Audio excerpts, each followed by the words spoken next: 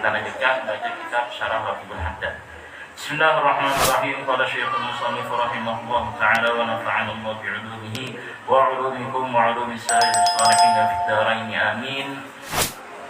Ila qaulihi, pada pertemuan yang lalu kita masih melanjutkan pembahasan tentang taubat. Jadi ada seorang ulama ahli hikmah, beliau ditanya tentang seseorang hamba yang sudah melakukan taubat, apakah orang tersebut, kata beliau, tahu bahwasanya taubat ini diterima atau ditolak oleh Allah Subhanahu wa ta'ala. Ini adalah pembahasan kita minggu yang lalu. Jadi kalau seandainya ada seseorang sudah bertaubat kepada Allah, pertanyaannya orang tersebut apakah tahu dia itu taubatnya diterima ataukah ditolak.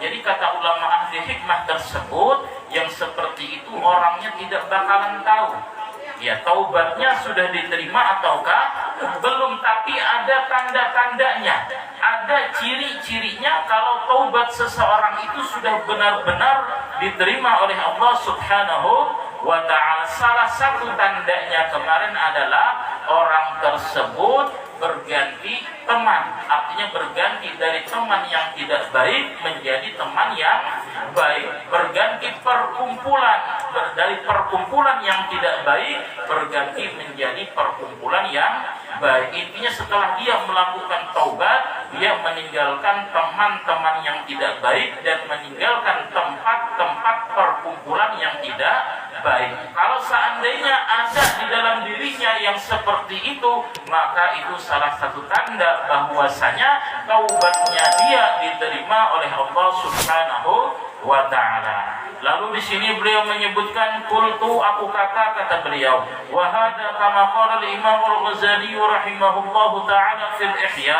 Ini sama sebagaimana yang telah dikatakan oleh Imam Ghazali di dalam kitab Ihya Ulumuddin, yang mana kitab Ihya Ulumuddin ini disebutkan oleh para ulama adalah kitab yang sangat patut, sangat pantas dipelajari setelah Al-Quran. Nah ini di situ Imam Ghazali mengatakan bahwasanya inna alamatal hajjil mabrur thalathatu asya.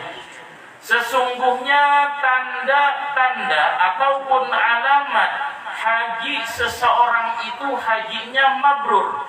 Apa itu haji mabrur? Adalah haji yang diterima oleh Allah Subhanahu wa ta'ala. Jadi kita sering mendengar kalimat haji, mudah-mudahan beliau diberikan haji mabrur katanya. Apa itu mabrur? Yaitu haji yang diterima oleh Allah Subhanahu wa ta'ala. Kalau seandainya seseorang mendapatkan predikat haji mabrur, disebutkan oleh Nabi, wal hajjul mabrur laisa lahu jazaa'un illal jannah. Orang yang mendapatkan haji mabrur, kata Nabi, tidak ada lagi balasan yang pantas untuk dia terkecuali orang itu pasti masuk surga.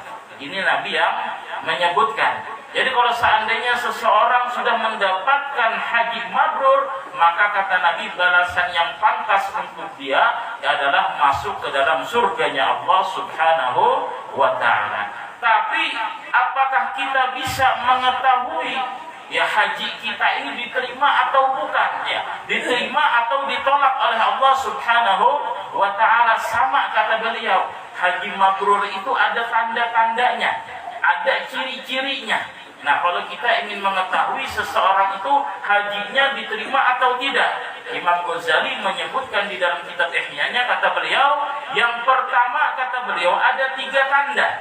Ada 3 ciri-ciri kalau seorang itu hajinya diterima oleh Allah Subhanahu wa ta'ala. Pertama kata beliau, ayyatiyal hajj ba'da qudumihi minal hajj zahidan fid dunya. Yang pertama, orang yang datang haji tersebut, orang yang pulang daripada menunaikan ibadah haji, kata beliau, itu dia semakin zuhud pada dunia. Artinya tidak terlalu senang kepada dunia. Nah ini apa itu zuhud? Zuhud ini adalah tidak cinta kepada dunia. Ya, bukan artinya zuhud itu tidak boleh memiliki dunia. Orang zuhud boleh saja memiliki dunia. Artinya orang, misalkan ada orang kaya yang seperti itu, apakah orang itu tidak zuhud? Tidak bisa kita vonis orang itu tidak zuhud. Zuhud itu bukan harus miskin, zuhud itu bukan harus susah, zuhud itu bukan harus fakir, tidak. Zuhud itu adalah apa yang dia miliki, dia tidak ada apa istilah, tidak sampai masuk ke dalam hatinya.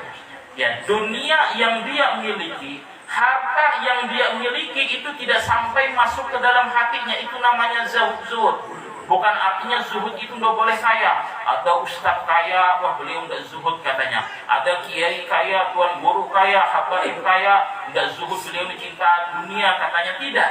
Ya, zuhud itu dunia tidak di hatinya, cuma di tangan saja, tidak sampai masuk ke dalam hati. Jadi kalau masalah mencari dunia, silahkan cari sebanyak-banyaknya untuk wasilah perantara kita menuju akhirat. Nah ini, jadi zuhud itu kata para ulama adalah tidak memalingkan dia daripada beribadah kepada Allah Subhanahu wa ta'ala dan daripada berzikir ingat kepada Allah Subhanahu wa ta'ala. Jadi harta yang kita punya, yang kita dapatkan tidak sampai membuat kita lupa kepada Allah, tidak lupa membuat kita ibadah, ya bekerja seharian apa segalanya sampai meninggalkan sholat. Yang seperti ini seseorang itu ditandai bahwasanya cinta kepada dunia. Jadi orang zuhud itu artinya dunia ya dunia saja, cuma sampai di tangan, tidak sampai ada di dalam hati. Kalau seandainya dunia tersebut hilang dari dia, maka dia tidak sampai sakit hati. Ini namanya zuhud seperti itu. Kenapa? Karena dia sadar apa yang dia miliki, kalau seandainya diambil oleh yang punya, maka dia tidak apa ini. Jadi jangan salah lagi memahami kalimat zuhud. Zuhud itu tidak harus miskin. Zuhud ini kata para ulama adalah af'alul qulub, pekerjaan hati. Nah, jadi zuhud ini masalah hati, bukan masalah mulut, bukan masalah zahir, bukan. Jadi zuhud masalah hati. Oleh karena itu kata para ulama, kita tidak bisa memvonis seseorang itu zuhud ataukah cinta dunia. Jadi kebalikan daripada zuhud itu adalah cinta dunia. Kebalikan daripada zuhud adalah cinta dunia. Kembali lagi kata Imam Ghazali, tanda yang pertama orang hajinya itu haji mabrur diterima oleh Allah, dia pulang dari haji dia semakin zuhud. Artinya dia tidak semakin cinta kepada dunia. Artinya apa? Dunia yang dia miliki tidak sampai membuat dia lupa kepada Allah Subhanahu wa ta'ala. Dunia yang dia miliki tidak sampai menyebabkan dia lupa, yang asalnya dia bisa rutin hadir majelis taklim, tiba-tiba dengan sebab dunia tersebut maka tidak mau lagi atau memang tidak bisa hadir majelis taklim. Yang seperti ini dunia menyebabkan dia lupa kepada akhirat. Lalu kata beliau yang kedua, raghiban fil akhirah. Orang tersebut kata beliau setelah pulang dari haji semakin senang sama akhirat, semakin senang sama agama. Dulunya ada pernah kelihatan di masjid, begitu pulang haji alhamdulillah ada rutin di masjid. Dulunya misalkan tidak pernah kelihatan di majelis salawat, di majelis zikir, di majelis ilmu. Pulang dari haji semakin sering menghadiri perkumpulan-perkumpulan yang baik. Dulunya misalkan dia seadanya di dalam agama Allah, begitu ada orang membutuhkan sumbangan apa segalanya, dia sangat senang, sangat cepat untuk membantu perjuangan dakwahnya agama Allah Subhanahu wa ta'ala. Artinya kalau orang yang seperti ini kata Imam Ghazali itu adalah tanda ciri bahwasanya hajinya diterima oleh Allah Subhanahu wa ta'ala. Dan ini bisa kita lihat ya, orang pulang dari haji seperti itu. Nah ini bukan pulang daripada haji semakin malas, tidak ya. Alhamdulillah kebanyakannya orang yang sudah pulang dari haji itu semakin senang di dalam akhirat. Yang ketiga kata beliau, wa ayyastabdila bi ikhwani syarr wal ghaflah ikhwanal khair wal yaqdah. Yang ketiga tandanya kalau orang itu hajinya sudah diterima oleh Allah Subhanahu wa ta'ala adalah dia itu sepulang daripada menunaikan ibadah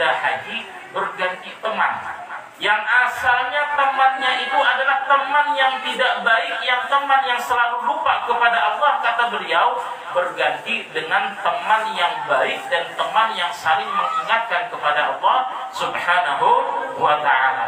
Jadi kalau seandainya ada ya orang yang pulang daripada menunaikan ibadah haji, asalnya temannya sebelum berangkat haji ampun-ampunan sudah, macam-macam belangnya, begitu dia pulang daripada ibadah haji tidak mau lagi sudah, kumpul-kumpul yang seperti itu, hanya sekadar istilahnya menyambung silaturahmi, hanya sekedar bersapa seperti itu, tidak mau lagi kumpul yang seperti itu, maka kata Imam Ghazali itu adalah tanda bahwasanya haji yang dilakukannya itu adalah haji mabrur. Mudah-mudahan dengan barokah kita mengaji ini malam hari, hadir di dalam majelis ilmu dan sholawat, apalagi ini Imam Ghazali membahas tentang haji mabrur, kita semua diberikan haji mabrur oleh Allah Subhanahu wa ta'ala, dan mudah-mudahan kita, anak keturunan kita, orang tua kita, dimudahkan langkah kita untuk bisa menunaikan ibadah haji dan ziarah ke makam Rasulullah sallallahu alaihi wasallam. Amin amin ya rabbal alamin. Insyaallah nanti kita lanjutkan kembali ini pembahasan pada pertemuan yang akan datang. Mudah-mudahan kita semua dipanjangkan umur oleh Allah Subhanahu wa taala dalam keadaan sehat walafiat sehingga kita bisa berkumpul bersama kembali, dan mudah-mudahan perkumpulan kita di malam hari ini diberkahi dan berikan manfaat oleh Allah Subhanahu wa taala. Al-Fatihah. Bismillahirrahmanirrahim. Iya jangan